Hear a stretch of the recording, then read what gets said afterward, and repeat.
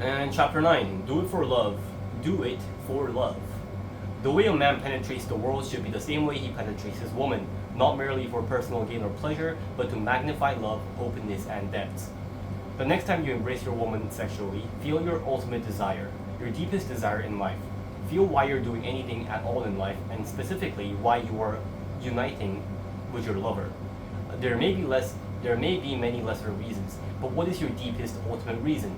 Most men's ultimate reason for doing anything has to do with discovering their deepest truths, enjoying total freedom and love, and giving their fullest gifts. Yet many men settle for enjoying a little bit of freedom and love while incompletely giving their gifts. They enjoy their freedom to buy a nice car, to have loving sex fairly often, and to sleep late on Sunday. They generously donate their spare cash to a good cause, lovingly buy their woman a diamond ring, and happily coach a little league team. These are enjoyable freedoms and real gifts that make a significant difference in people's lives. But for many men, it still is not enough. It is still not enough. The freedom or love they have achieved and the way they have given their gifts often leave a sense of incompleteness. Something is still lacking. There is still a desire to go beyond, to untrap themselves, to enjoy life free of a subtle sense of constraint, loneliness, underlying tension, and fear. And for many men, try as they might, the sense remains that their fullest gifts remain ungiven. Their life feels somewhat false at its core, as does their sexing. When a man gives his true gift of sex to his woman, he penetrates and blooms her beyond all limits into love. It is the same with the world. To bloom woman and world for real takes authenticity, persistence, and courage of heart. A man must know the truth at his core and be willing to give his gifts fully. No holding back. He must be willing to dedicate his sex and his life to magnifying love by penetrating a woman and world with his true gifts. This willingness is rare. Many men are willing to poke a woman and bloom her in the mediocre way, sharing a few orgasms and a few emotional moments of bonding before going over tomorrow's schedule. Many men are willing to poke the world and bloom it in a mediocre way, making a few bucks and contributing enough betterment so they don't feel like their life is a total waste. But very few men are willing to do the deed for real, to use everything they've got to liberate their woman and the world into the deepest possible truths, love and openness. Few men are willing to give their deepest genius, their true endowment, the poetry of their very being, with every thrust of sex and life. Most men are limpid with doubts and uncertainties, or they hold back their true drive because of fear. So they diddle their woman and the world just enough to extract the pleasure and comfort they need to assuage their nagging sense of falsity and incompleteness. But if you're willing to discover and embrace your truths, lean through your fears, and give everything you've got, you can penetrate the world and your woman from the core of your being and bloom them into love without limit. You can ravish your woman so deeply that her surrender breaks your heart into light.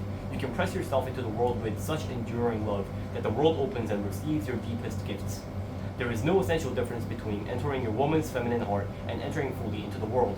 Both forms of intercourse, sexual and worldly, require sensitivity, spontaneity, and a strong connection to deep truth in order to penetrate chaos and closure in a way that love prevails. Neither woman nor world are predictable. They will often seem to resist your gifts and test your capacity to persist. And just as surely, they will tenderly respond to the authenticity of your relaxed administrations, the freedom expressed in your humor, and the invasion of your adamant love. They will open in love and receive you fully, only to resist and test you again, moments or days later. Neither woman nor world can be second-guessed or fooled. They know when you're just dicking around. They want to receive you for real. There are two ways to deal with woman and the world without compromising your true gifts or dribbling away the force of your deep being.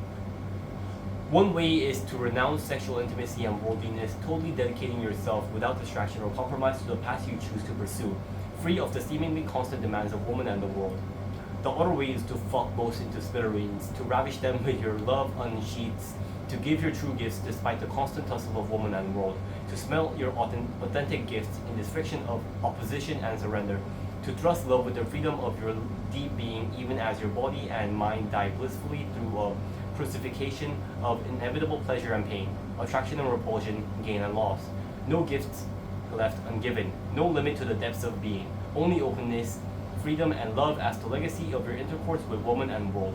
If you are going to try with woman and world at all, better to go all the way and ravish them from the depths of your true core, blooming them open with the white gifts of your unrelenting heart. Otherwise, if you sheepishly penetrate them to gratify your own needs, your woman and the world will feel your lack of dedication, depth, and truths.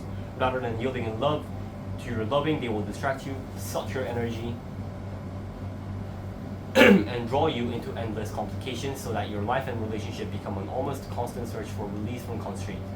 You can be a renunciate and live alone, apart from woman and the world, but if you choose a life of sexual and worldly intercourse, you will feel trapped by woman and world unless you are free in the midst of true fuck, yielding yourself into the giving, holding nothing back, dissolving all time in the open of love. Through thick and thin, this is the way of the superior man. That was a hefty topic that I don't quite relate with yet, due to multiple reasons.